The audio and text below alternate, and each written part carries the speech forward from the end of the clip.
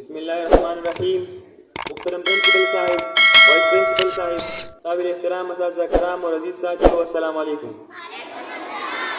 موضوع سخن ہے اقبال کا تصور خودی. جناب صدر، خودی کے لغوی معنی ہے غرور و تکبر. اقبال کے ہاں خودی غرور و تکبر نہیں بلکہ خود شناسی کا ایک مسلسل عمل ہے.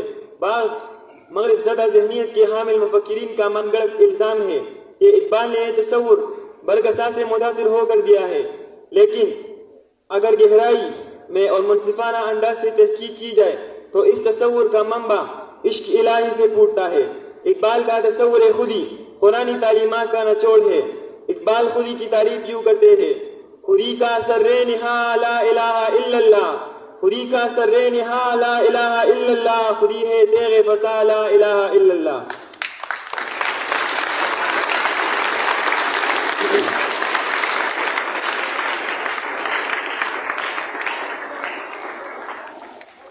جناب صدر، صاف ظاہر ہے کہ اقبال کا تصور خودی خالص اسلامی تصور ہے، مغربی تصور نہیں. خودی کا بنیادی نقطہ یہ ہے کہ صرف وحدہ لا شریک لہ کو معبود مانا جائے. کسی جابر یا فرعون کے سامنے جھکنے سے گریز کیا جائے. رزق حلال کے تگ و دو کرنا اور حرام سے بچنا ایسے اصول ہیں جو خودی کے جوہر کی شناخت اور پہچان کے لیے دروا کر دیتے ہیں.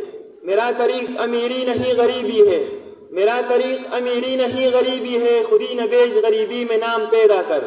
خودی کو نہ دیسی مضر کے عوض، خودی کو نہ دیسی مضر کے عوض، نہیں دیتے شعلہ شرر کے عوض.